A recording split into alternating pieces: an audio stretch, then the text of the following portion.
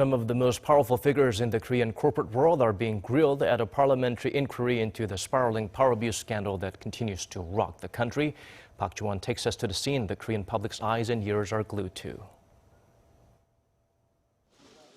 All 9 of the country's most powerful conglomerate leaders, including Samsung heir apparent Jae-yong and Hyundai Motor chairman Chung Mong-koo, and the leaders of SK, LG, Lotte, and more, were quizzed by a bipartisan parliamentary committee tasked with investigating the scandal surrounding President Park Geun-hye's confidant Choi Soon-sil. Lawmakers grilled them mainly over whether the conglomerates were forced by the presidential office to pay hundreds of millions of dollars to 2 government-linked foundations allegedly controlled by Choi.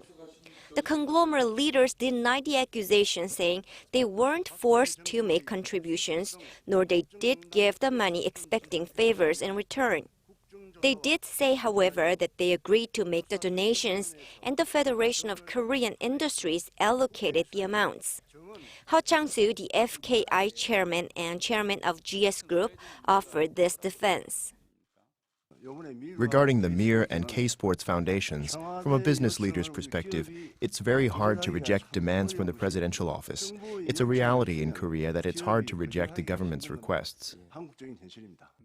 Most of the questions were directed to Samsung Electronics Vice Chairman Jae-yong, with lawmakers asking him whether he knew that Samsung had provided Choi's daughter, equestrian athlete Chung with tens of millions of dollars. He said he didn't know about it at the time, but found out about the money transfer later. He said it was his fault that he wasn't aware of things as they were unfolding.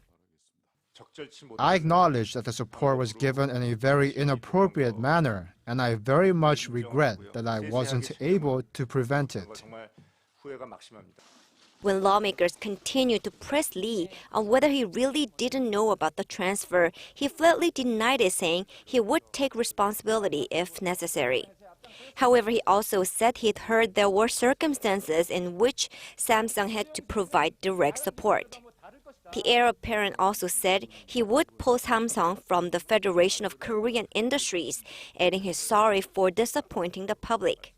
Meanwhile, lawmakers urged the business tycoons to act more responsibly for the public good and asked them to unburden themselves of any lobbying links with the government. Park Geun-hye, Arirang News.